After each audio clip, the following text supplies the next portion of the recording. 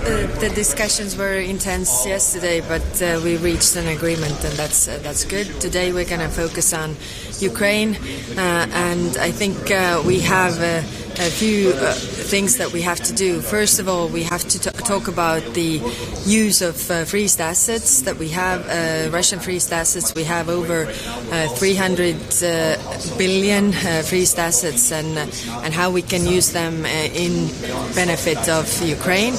Second, we definitely have to discuss the legal response to the crimes of aggression that have been committed, and how to make a separate tribunal to prosecute those, because war crimes are prosecuted by the ICC and Ukraine, but crimes of aggression can only be prosecuted by a separate tribunal, and I see that European Union could be the leader in this way. And of course, we heard yesterday from Ukrainian President the terroristic acts that Russia is doing in Ukraine, mining the dam.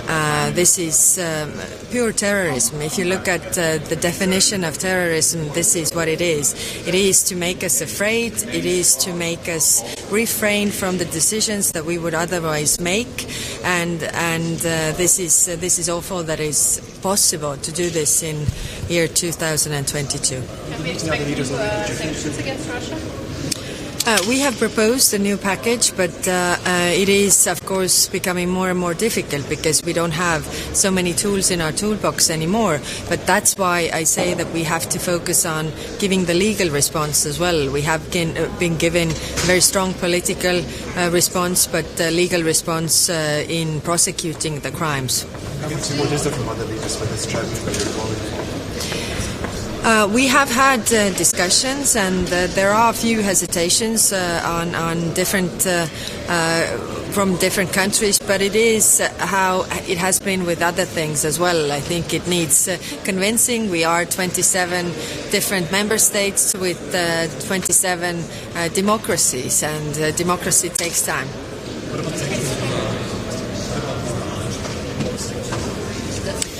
We have agreed sanctions on Iran because they are participating in this war as well.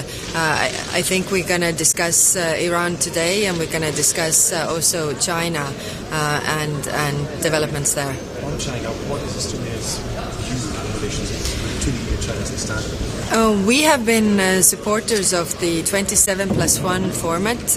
We were in the 16+1 format, but we left so that we could be and talk with one voice. I think with China is the same as with Russia.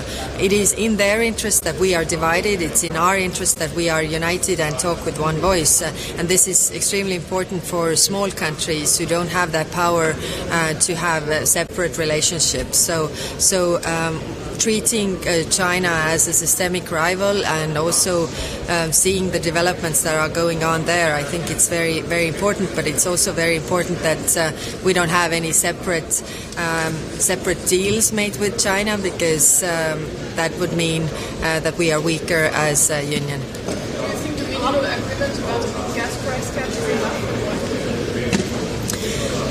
We had very intense discussions, and the European energy ministers will come up with the details. But I think it was a compromise, and we reached an agreement that there will be cutting off the price spikes, really, so that there will be no manipulation with the prices. I think this is important to give the signal to the markets that have reacted, also bringing the prices down. And this is the worry that every one of us has. In every country, the prices are high. It drives up inflation, and that is really not very well. It's detrimental to the whole economy, so we all have to tackle that. So China, do you have to go to more section against Iran?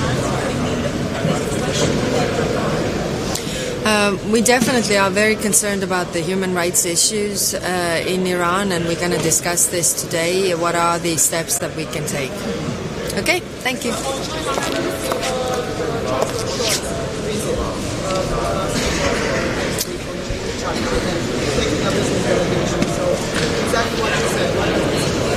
Yeah, this is, I think we should focus on the 27+1. Of course, big countries have their ways and have their possibilities to do this separately, but I think it's in everybody's interest, considering what is going on in China, and considering that it's in their interest to divide us. It should be in our interest to be stay united. Thank you.